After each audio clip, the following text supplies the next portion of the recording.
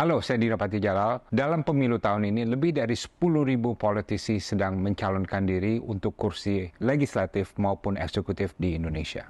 Baik para politisi maupun pemilih tentunya memerlukan inspirasi dan tauladan. Dalam video ini, saya ingin menampilkan 3 negarawan Indonesia yang inspiratif sebagai bahan inspirasi baik bagi politisi maupun pemilih. Profil pertama, Muhammad Hatta, proklamator kemerdekaan Indonesia. Sebagai wakil presiden Indonesia yang pertama, Bung Hatta adalah bagian dari Dwi Tunggal Soekarno-Hatta yang berkuasa sejak awal berdirinya Republik Indonesia. Namun di puncak kekuasaannya, saya ulangi di puncak kekuasaannya, Bung Hatta secara sukarela dan tanpa diduga siapapun mengajukan pengunduran dirinya sebagai wakil presiden Indonesia. Bung Hatta waktu itu merasa tidak cocok dengan Presiden Soekarno dan melihat perkembangan politik Indonesia itu sudah tidak sesuai dengan pendiriannya, prinsipnya, dan nuraninya. Pada awalnya, permohonan Bung Hatta untuk mengundurkan diri ditolak oleh parlemen waktu itu.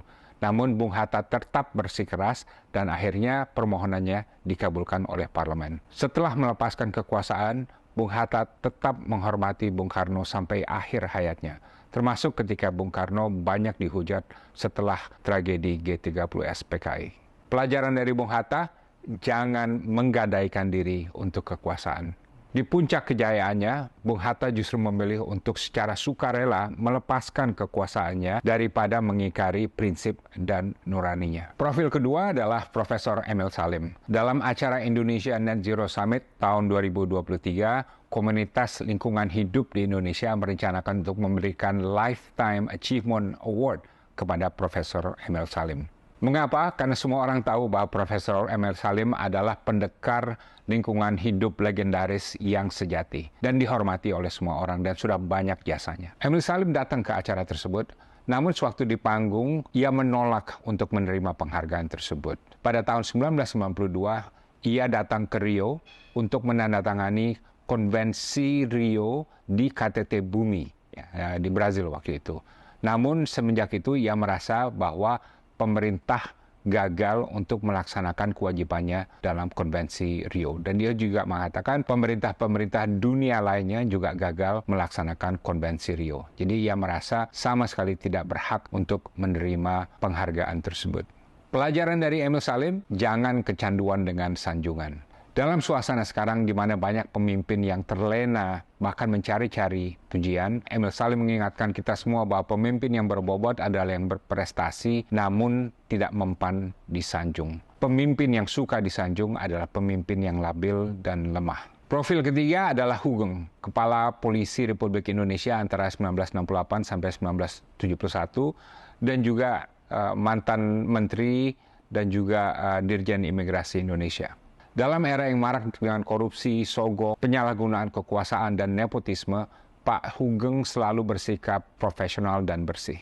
Padahal waktu itu peluang korupsi dan sogok datang hampir setiap hari dan dilakukan hampir semua orang. Pak Hugeng meminta anak buahnya untuk melakukan lapor harta kekayaan, suatu hal yang sangat tidak lazim waktu itu. Ia meminta istrinya untuk menutup bisnis toko bunga karena tidak ingin istrinya mendapat orderan dari cukong yang berkepentingan terhadap jabatan dirinya.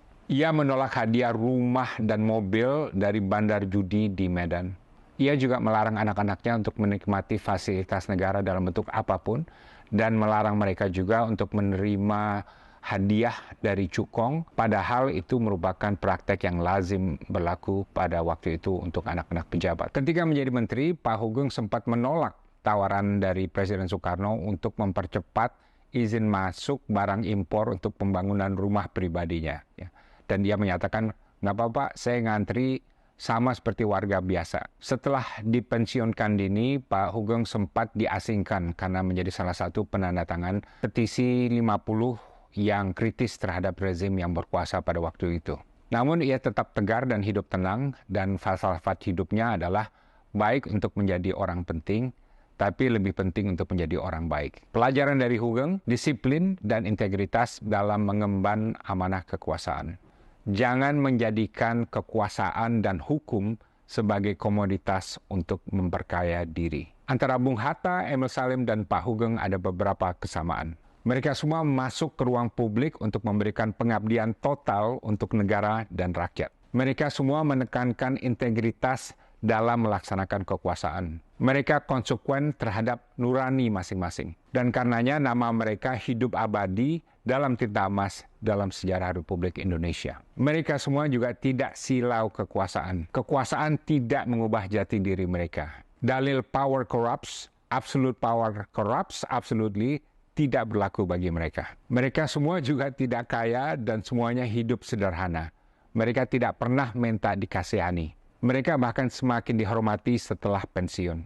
Dan mereka semua hidup bahagia. Demikian 3 pelajaran hari ini buat para politisi dan pemilih mengenai kekuasaan.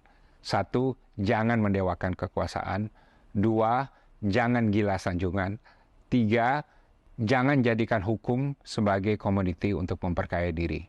Terima kasih. Kalau Anda ada komentar, silakan tulis di kolom komentar dan saya dengan senang hati akan membacanya.